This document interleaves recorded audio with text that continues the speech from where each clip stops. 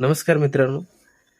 आज माहिती समजली की राज्य सरकारने आपल्यासाठी म्हणजे आमच्यासाठी, आमच्या मुलांच्या भविष्यासाठी एक निर्णय घेतलेला आहे.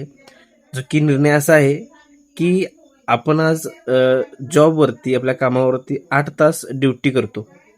परंतु सरकारचं म्हणणं असं आहे की आपण 8 तास ड्युटी करायची नाही. आपण 12 तास ड्युटी करायची.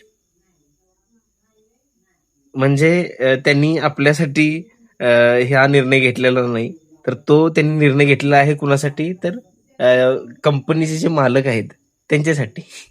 खरं तर महत्त्वाचं म्हणजे याच्यामध्ये आपलं नुकसान काय आहे हे आपण समजून घेऊया. तर काय होतंय साधारण, की आज परिस्थिती अशी आहे की अ, लोकांना काम भेटत नाही, जॉब जॉब नाही आहेत, लोकं जॉबलेस आहेत. अनेक विद्यार्थी जे आहेत त्यांचं शिक्षण पूर्ण करून बाहेर पडत आहेत, पण त्यांना कामच नाही आहे. अशी परिस्थिती आहे. आणि त्यांच्यासाठी नवीन जॉब उपलब्ध करायचं टाकून ते काय करत आहेत, त्यांचे जॉब कमी करण्याचं काम करत आहेत. म्हणजे काय होणार आहे नेमकं, की आज दिवसभरात ज्या ठिकाणी ज्या कंपनीमध्ये 8 तासांची शिफ्ट आहे, असे 3 शिफ्ट असतात. फर्स्ट, सेकंड आणि थर्ड. त्या ठिकाणी काय होणार आहे, जर का 12 तासांची ड्युटी केली, तर दिवसातून फक्त 2च ड्युट्या होतील. म्हणजे 2च कामगार हे दिवसातून काम करतील. तिसरा कामगार काम करणार नाही. म्हणजे याचा असा अर्थ आहे की त्या कंपनीमध्ये तिसरी जी शिफ्ट आहे ती होणार नाही आणि त्या ठिकाणचा कामगार म्हणजे भरतीच होणार नाही.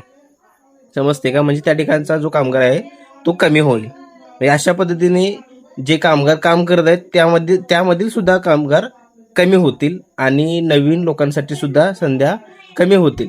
म्हणजे आजच्या लोकांच्यासाठी, मुलांच्यासाठी, भविष्यासाठी मुलांच्या एक नवीन जॉब उपलब्ध करायचे सोडून त्यांचे आत्ताचे जॉब जे आहेत त्यामध्ये सुद्धा कामगारांना कमी केलं जात आहे.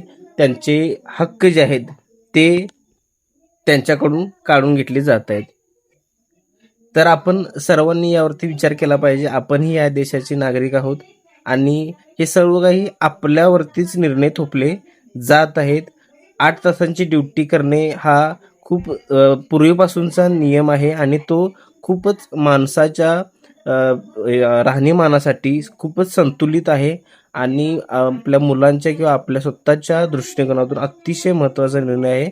आणि जर का त्यांनी असा निर्णय घेतला असेल की 12 तासांची ड्युटी करायची आहे, तर त्याला आपण सर्वांनी विरोध केला पाहिजे. धन्यवाद.